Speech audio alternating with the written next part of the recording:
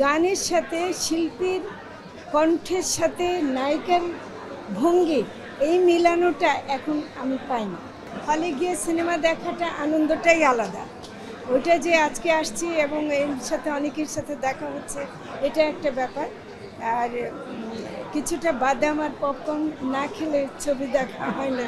বিশেষ করে যারা তরুণরা আছেন এই সময় যে সিনেমাগুলো তারা করছে, এগুলো আমাদের দেখা দরকার। কারণ এইখানে বর্তমান সময়ের যে চিন্তাটা সেটা প্রতিফলিত হবে। এবং কামার আহমেদ সাইমন আমি বিশেষভাবে পরিচিত, তার কাজ সম্পর্কে জানি এবং তার মাধ্যমে অন্যদিন যে ছবিটা আজকে আমরা এখনও দেখিনি, ওটা দেখব।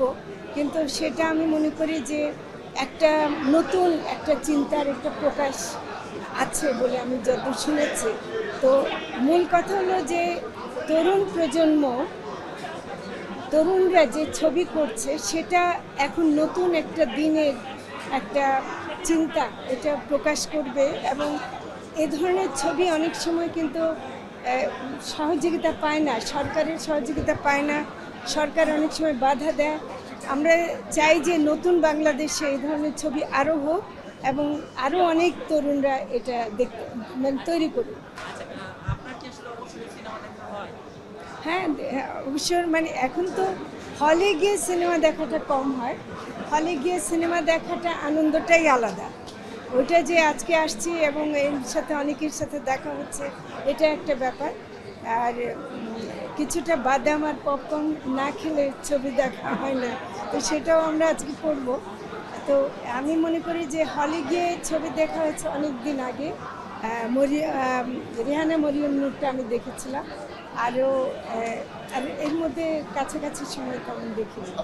আপনাদের পছন্দের জুটির জায়গাটা কোনটা ছিল? কারণ আমাদের দেশে তো বাংলা সিনেমার একটা স্বর্ণালী যুগ ছিল, সেই সময়টা কি সিনেমা দেখতে যেতেন কিনা? হ্যাঁ, আগে বরং বেশি যেতাম। আমি মনে করি একদম আমরা ছোটোবেলায় যেগুলো দেখেছি, সুতরাংয়ের মতো ছবি, সুতরাং সিনেমাটা সুভাষ দত্তের যে ছবিটা ছিল, ওরকম ছবি মানে চিন্তা এমনকি অভিনয় এগুলো কিন্তু এখন পাওয়া যায় না। তারপর আমরা পরবর্তীকালে আরও অনেকগুলো রূপকথার গল্প, তারপর সামাজিক গল্প, এগুলো আমরা দেখেছি এবং সমাজের একটা চিত্র ফুটে তুলতে দেখেছি। শাবানার অনেকগুলো ছবি আছে। মানে আমি অন্য দেশের সিনেমার কথা বলছি না, আমি বাংলাদেশের সিনেমা অনেক উন্নত মানের ছিল। সাথে গানের সাথে শিল্পীর কণ্ঠের সাথে নায়িকার ভঙ্গি এই মিলানোটা এখন আমি পাই না। তো এটা আমার মনে হয় যে এখন হারিয়ে যাচ্ছে।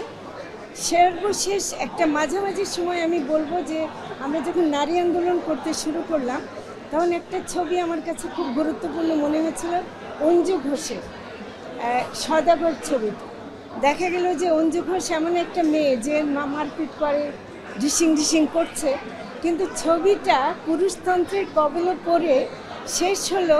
অঞ্জু ঘোষকে যখন ভিলেনটা এসে মারপিট করলো, নায়ক এসে তাকে উদ্ধার করলো এবং নায়কের সাথে একটা বধূ বেশে শেষ হলো। এটা হলো আমাদের দেশের পুরুষতন্ত্রে মানে কীভাবে শেষ পর্যন্ত ধ্বংস করে দেয়। অথচ অঞ্জু ঘোষের এই অভিনয় এবং এই ছবিটা করার মধ্যে একটা বড় সাহসের পরিচয় ছিল। এরকম সাহস কিন্তু অনেক ছবিতে দেখা যায়। তা আমি এরকম ছবিগুলো পছন্দ করি যেগুলো মানে চিরাচরিত নিয়মের বাইরে।